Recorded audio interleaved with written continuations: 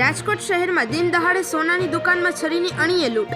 રાજકોટમાં હવે દિવસે ને દિવસે લૂંટના કેસો વધતા જાય છે, ત્યારે એક એવો કિસ્સો સામે આવ્યો છે જ્યાં દિન દહાડે જ્વેલર્સની દુકાનમાં છરીની અણીએ લૂંટ કરવામાં આવી છે। સમગ્ર ઘટના સીસીટીવીમાં કેદ થઈ છે। શહેરના લક્ષ્મીનગર નાલા પાસે આવેલ આનંદી જ્વેલર્સમાં આ ઘટના બની છે। ક્રાઇમ બ્રાન્ચ સહિત પોલીસનો કાફલો ઘટના સ્થળે પહોંચ્યો છે।